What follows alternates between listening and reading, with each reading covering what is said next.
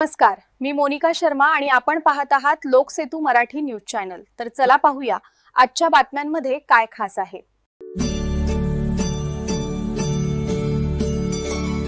संगमेश्वर महाआरतीत 11,000 दिव्यांची रोषणाई।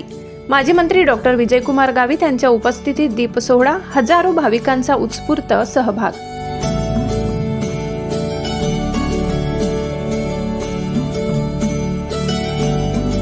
प्रकाशा येथील तापी नदी काठावरील संगमेश्वर महादेव मंदिर परिसरात वसुबारसच्या दिवशी सुमारे 11,000 दिव्यांची रोषणाई करीत भव्य संगमेश्वर महाआरती पार पडली।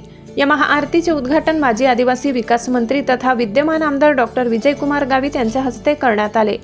तापी आरती सेवा समितीच्या वतीने आयोजित या दीप सोहळ्यात हजारो भाविकांनी नागरिकांनी उत्साहात सहभाग घेतला। सायंकाळी 7च्या सुमारास झालेल्या आरतीवेळी मंदिर परिसर दिव्यांच्या प्रकाशाने उजळून निघाला होता।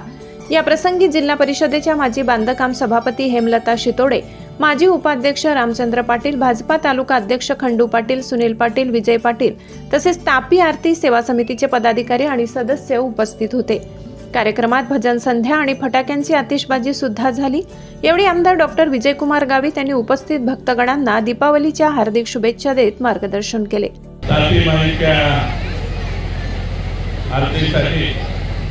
आणि दीपोत्सवाच्या निमित्तानं आलेल्या सर्व भाविकांचं, वडीलधाऱ्यांचं मी मनापासून स्वागत करतो। आणि सर्वप्रथम मी आपल्या सर्वांचे भेटीसाठी इथे उपस्थित आहे आणि म्हणून मला निवडणुकीमध्ये आपण सर्वांनी प्रचंड मताने निवडून दिलं त्याबद्दलही मी मनापासून स्वागत करतो। आपले संस्कृती, आपली परंपरा हजारो वर्षापासून तापीच्या किनारी केदारेश्वर मंदिराच्या त्या ठिकाणी पूजा अर्चना आरती मोठ्या प्रमाणामध्ये या ठिकाणी होत होत्या आणि कित्येक वर्षापासून ही परंपरा होती। त्या ठिकाणी काही वेळेला आरती पण होत होत्या, परंतु आपण बघितलं असेल गोदावरीच्या तीरावर, यमुनाच्या तीरावर मोठ्या प्रमाणामध्ये देशामध्ये ठिकठिकाणी वेगवेगळ्या नद्यांच्या किनाऱ्यावर या मात्यांच्या या ठिकाणी मोठ्या प्रमाणामध्ये आरत्या होत होत्या। म्हणून आपण हे नाशिकला खूप वर्षापासून आरती होत होती।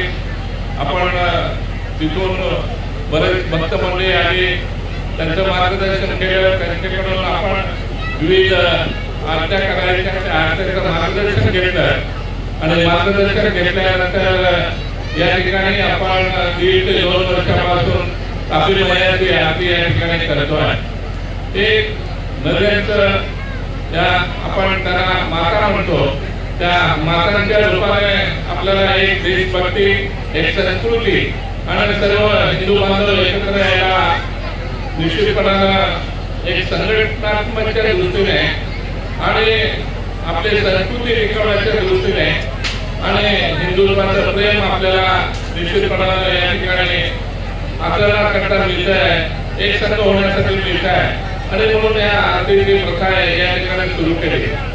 मी सर्वप्रथम या ठिकाणी तापी मैया आरतीचे जे समितीचे अध्यक्ष, त्यांचे सर्व सदस्य, तसे मी मनापासून आभार मानतो की त्यांनी सर्वांना, हिंदू बांधवांना एकत्र आणून या ठिकाणी विविध आरतीच्या रूपानं आपण पूजा करत असतो।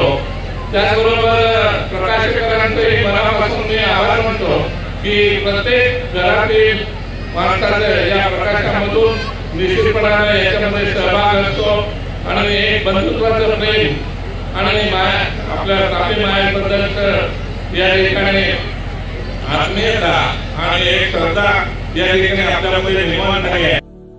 लोकसेतू मराठी न्यूज नंदुरबार साठी एवढंच। ताज्या घडामोडी, स्थानिक बातम्या आणि महत्त्वाच्या अपडेट्स जाणून घेण्यासाठी आमच्या लोकसेतू मराठी न्यूज चॅनलला सबस्क्राइब करा। धन्यवाद।